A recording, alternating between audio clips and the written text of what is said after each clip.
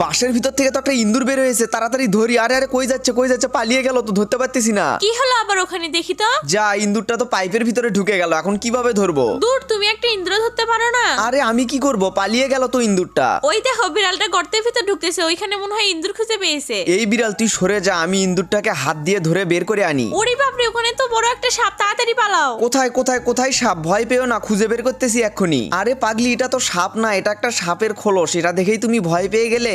এই তুমি ওখান থেকে চলে আসো তো, এই গর্তের ভিতর যদি সাপ থাকে তখন কি করবে? আরে দেখো, এটা তো সাপ না, এটা একটা সাপের খোলস। চলো আমরা আজকে ধোয়া দিয়ে তারপর ইন্দুরটাকে গর্তের ভিতর থেকে বের করব। এই তো আগুন লেগে গেছে, এখন আমরা সব দিকে ধোয়া দিয়ে দেই, তাহলে মশাও আর আসবে না। পিন্টুর বাবা তাড়াতাড়ি এখানে এসো, আমার বিড়ালটার মনে হয় বাচ্চা হবে আজকে। আচ্ছা, তাহলে এই সুন্দর খাঁচাটার ভিতরে বিড়ালটাকে এখন রেখে দাও। বিড়াল তুই এর ভিতরে থাকে, এর ভিতরে খাওয়া দাওয়া করবি। আমি জঙ্গলের সব দিকে ধোয়া দিয়ে দেই, যেন কোনোভাবে মশা আসতে না পারে। বিড়ালটার অবস্থা দেখে মনে হচ্ছে একটু পরে আমাদের ঘরে নতুন মেহমান আসবে। আরে কত কিউট একটা বিড়ালের বাচ্চা হয়েছে, একে এখন ফিডারে করে দুধ খাওয়াই। বন্ধুরা, তোমরা তাড়াতাড়ি ভিডিওতে লাইক করে চ্যানেলটি সাবস্ক্রাইব করে দাও, আর কমেন্ট করে বলো কার কার বাড়িতে বিড়াল আছে।